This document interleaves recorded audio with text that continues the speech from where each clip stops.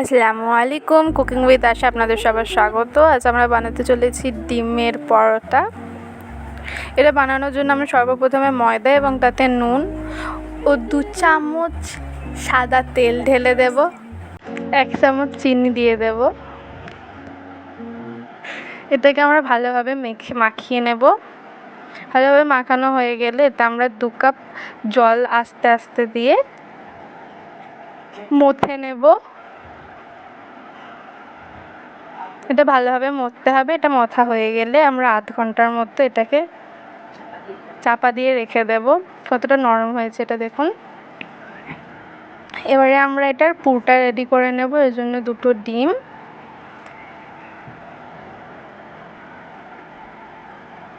ডিম, দিয়ে দেব। এবার আমরা কুচি পেঁয়াজ ও কাঁচা লঙ্কা কাটা দিয়ে দেব।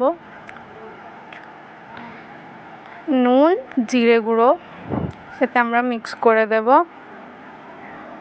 এগুলোকে ভালোভাবে আমরা মিক্স করে নেব।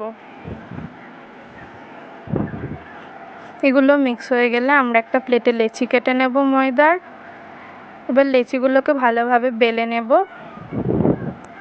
লেচিগুলো বেলা হয়ে গেলে পুরটা আমরা মাঝখানে দিয়ে দেব লেচির। 4 সাইডে আমরা ভালোভাবে জল দিয়ে দেব। জল দেওয়াটা খুবই ইম্পর্টেন্ট, নাহলে এটা মোড়া ফোল্ড হবে না। ফোল্ড না হলে এটা তেলে গিয়ে ছেড়ে যাবে। এটাকে আমরা ভালোভাবে মুড়ে নেব। আর এদিকে আমরা তেল গরম করতে দিয়ে দেব। এবারে আমরা এটা ছেড়ে দেব। এপাশ ওপাশ লাল করে আমরা ভেজে নেব। 5-10 মিনিট থেকে আমরা ভাজতে হবে এটাকে। একইভাবে আমরা বাকিগুলোকেও ফোল্ড করে নেব এবং আমাদের রেডি এটা।